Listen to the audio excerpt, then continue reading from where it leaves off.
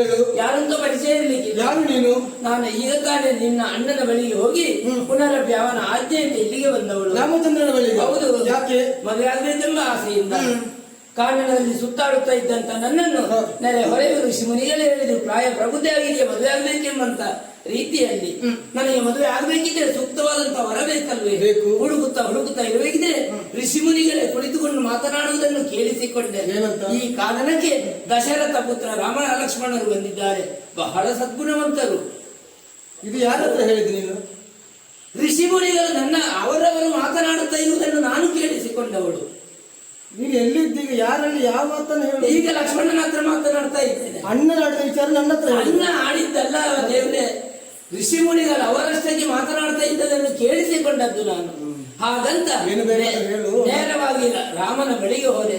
ಮದುವೆ ಆಗಬೇಕಿದ್ರೆ ಆಗ ಅವರೇ ಮದುವೆ ಆಗಿದ್ದಾರೆ. ನನ್ನ ತಮ್ಮ ಅಣತಿ ದೂರದಲ್ಲಿ ಪಂಡ ಕುಟೀರದಲ್ಲಿದ್ದಾನೆ, ನನಗಿಂತಲೂ ರೂಪವಂತ ಯೌವನವಂತ ಎಲ್ಲ ಹೇಳಿದಾಗ ನೇರವಾಗಿ ಅಲ್ಲಿಗೆ ಹೋಗು, ನಾನು ಹೇಳಿದಂತೆ ಹೇಳು, ಮದುವೆ ಆಗ್ತಾನೆ ಅಂತ ಹೇಳಿದ್ರು. ನೇರವಾಗಿ ಬಂದೆ. ಮದುವೆ ಆಗುವುದೇ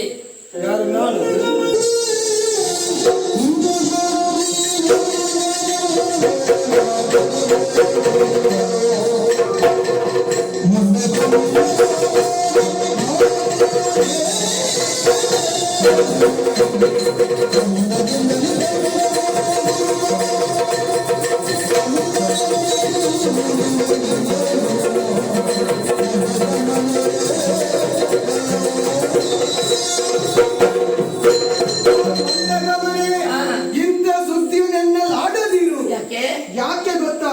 ಅಣ್ಣನಾದಂತ ರಾಮಚಂದ್ರನ ಬಳಿಗೆ ಹೋದವಳು ನೀನು, ಮದುವೆ ವಿಚಾರಣೆ ವ್ಯಕ್ತಪಡಿಸಿದವಳು ನೀನು, ಅಲ್ಲಿಂದ ಅಣ್ಣ ನನ್ನ ಬಳಿಗೆ ಕಳಿಸಿದವ ಅಣ್ಣ. ಹೌದು.